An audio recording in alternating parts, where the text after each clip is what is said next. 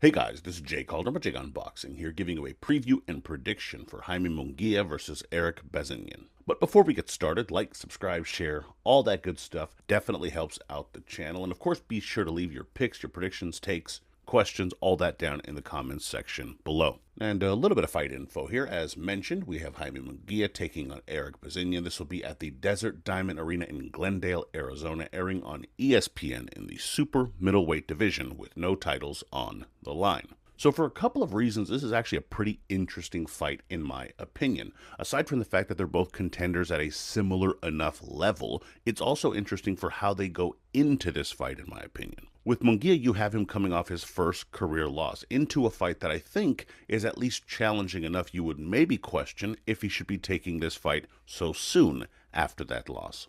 Bazinyan, you have it coming off his most recent fight, which was a draw, where he did not look particularly good. In fact, many would argue he probably lost. Considering all of that, you have a lot of questions about what they have to offer, how they're going to try and bounce back, and what they can get done against the other who needs this win just as much as they do. All of that said, before we get into the breakdown and the picks here, let's get into some of the biggest questions heading into this contest. For starters, I would ask, is Munguia taking too big a risk after his first loss? Yes, you want to get right back in the swing of things. Yes, you want to keep progressing, but Bazinyan is a live enough dog that it might seem a bit too soon for Munguia coming off the back of his first loss, which came, of course, at the hands of Canelo Alvarez. True, Munguia made it to the full 12 rounds, but he was dropped and hurt a few times, and this only happened in May. It's not like it was in the distant past by any means. Literally happened only a handful of months ago, and here he is in another relatively tough fight, at least on paper. This is one where if Munguia and his team get it right, great. They're going to get it really right. He beats an unbeaten, ranked fighter and is back on track. But if they get it a bit wrong, it could mean disaster for his career, like real problem for him. So hopefully for his sake, he and his team get it right. The next question I would ask is this step up too much for Bazinyan? You know, watching Bazinyan fight, what the hell do you make of him? You know, in one fight, he can get rid of a decent contender in a handful of rounds or so in Ronald Ellis. In another, he goes life and death with Shaquille Finn, which sounds like a made-up name, clearly.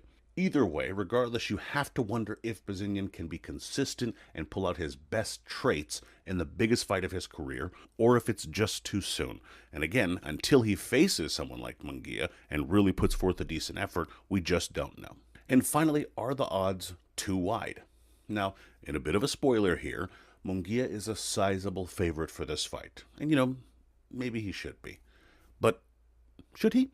You know, if you actually think about the two fighters, both have strengths, yes, but both have weaknesses for sure. Both have looked shaky on the way up, been pushed by fighters you expect them to be able to handle a bit better. You know, prior to the Canelo loss with Munguia, like Bazinyan, he was only a somewhat tested fighter at the top level. Again, just like Erik, really. Yes, the comp overall has been better for Munguia, not questioning that. But Munguia himself against that competition hasn't necessarily looked all that much better, and certainly not like a 9-1 favorite against another relatively untested contender. Still, time will tell on just how good those odds are, I suppose. Anyhow, all that said, let's get into this pick and break this fight down. Starting off with Munguia. Now, for Munguia to win, you want to press Bazinyan back. Now, quite frankly, Bazinyan is not a fighter that's looking to try and box and move and circle away. He just doesn't have the speed for that, doesn't have the footwork for that, and quite frankly, he fights better coming forward, which is something you can say for Munguia himself. He is a pressure fighter at his best. He puts a bit more nuance into it, but he's still trying to apply pressure. So naturally, he's going to want to push Bazinyan back. You want to get him up against the ropes, put him into corners, use a jab to do so, even maybe push it to the body a bit more just to try and get him backing up in more of a straight line. When you can do that, then you can start really applying more pressure and putting your shots together in ways that you like to do when you have a cornered opponent. You just don't want to keep it in the middle of the ring and trade off these shots with another guy who can punch pretty well. There's no reason to do that. So get him going backwards as much as you can, pin him in those corners, and then make him pay with those combinations. I would also argue counter with the left. Countering sometimes gets attached to the idea of boxing and moving, and I understand why, because it seems like a defensive idea, but in many ways a counter can also be done as an offensive move outright. In those trades or in those moments where Bazinyan is trying to land, especially with that jab, he tends to to cock back that hand that would be guarding from a left hook, a shot that you as Munguia throw pretty well. This is when you're going to try and unload that left hand and counter with it. You can catch the jab, you can parry it off, or just quite frankly time it and know that you're going to get there first, most likely because you have faster hands. This, of course, is then going to push him back anyway, which is leading into that original key that I mentioned of getting him going backwards and allowing you to try and eat up that ground in between you. Bazinyan has shown he can be caught. And of course, you can catch him as a complete counter shot if you are backing up or circling trying to reset. But in any event, if you can catch him with that left hand when he doesn't see it coming, it's going to lead to good things for you if you're Munguia. And finally, keep your shots quick. I think you're the faster fighter out of the two of you. Bazinyan doesn't really have the sort of blistering hand speed you might expect, so you definitely need to take advantage of that. But one way in which you do that is by not always throwing those 100% shots. You don't want to put every single thing you have into every single shot. Number one, you're going to telegraph shots. You're going to be easier to time. But then also, you just don't want to have to exert that much energy. Keep your shots sharp, crisp. The shots he doesn't see coming are going to be the ones that hurt him anyway, so you're kind of getting a lot of the power into the shot without having to do some of the physical exertion anyway. Keep those shots quick, get them there faster than he can get his on you, and of course, this is again going to lead to you being able to counter with the left and push him back all the more. So if you can tie all this together, I think you have a great shot of having success in this fight. Now, moving over to the underdog here, for Bazinyan to win, you want a jab, jab, right hand. And I think the double jab here is specifically important. Number one, you need to get it out there more consistently to have success in this fight. Yes, you're going to have to be defensive-minded and keep your defensive hand that you have back up against that chin of yours while you jab. But regardless, the jab needs to get out there. For starters, you're a bit slower, so you're going to want to use that to try and offset some of the speed and timing of Munguia. What's more, it gets you in closer and potentially moving forward, which is what you want to do. Of course, once you set that up, the right hand follows, and if you can get it down the middle, as you can do pretty well, you should have some success with it. When you throw that shot more naturally, the right hand can actually come out with a bit of zip on it. It's when you're trying to sit back and land that single shot or just throwing the single jab first that it can be a bit slow. So double up that jab, create that opening, step into it, and land that right hand down the middle. I would also say stay off the back foot. Again, as I've mentioned kind of in the entirety of these keys here, you're just not a particularly good fighter on the back foot. So for Bazinyan, you need to be stepping into your shots. I also don't think Munguia is particularly interested in backing up the entire fight anyway. So if you can press him, all the better. But it really is just about what you want to get done. You want to get forward, you want to step into your shots, especially that right hand, and you want to get some action going in your favor.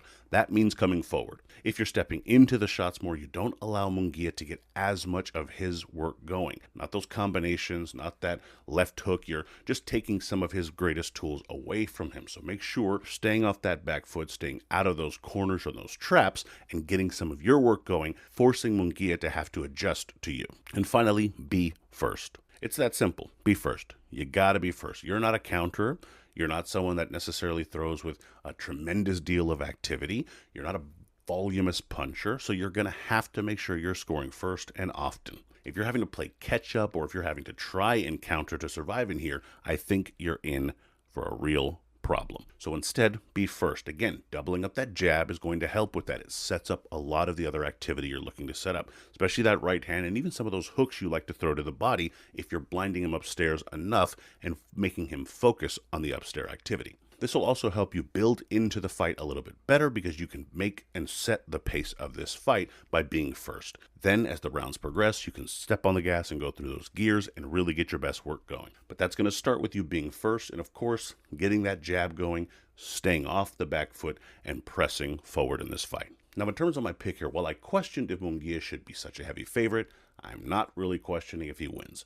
I got the Mexican in this one. I think Munguia, with his faster hands, is able to land more and control the action, pushing Bazinyan back. Bazinyan doesn't fight well backwards and will get hit cleanly with more shots, especially the left hook as the rounds wear on. I think Munguia might even hurt Bazinyan a few times, maybe even drops him once or twice, but ultimately settles for a decision win in the end. Winner, Jaime Munguia via unanimous decision. And in terms of the betting odds here, as mentioned, Munguia is a heavy favorite coming in at minus 850 with Bazinyan coming in at a plus 550. The odds, from what I can find, nothing special. Maybe the long shot for a very small bet if you're into that sort of thing, but otherwise nothing from the money line. In terms of the over-under, Can't seem to find it. I'm guessing it's going to be around 9.5 rounds, but really depends. I pick the over probably no matter what it's set because I just happen to think this does go a decision route. But again, when I do find those odds, I will pin it down in the comments section below. But until then, those are your odds. And my prediction record as of this recording is 41-16 with 22 exact. But let me know your thoughts, your bets, your picks, all that good stuff down in the comments. And of course,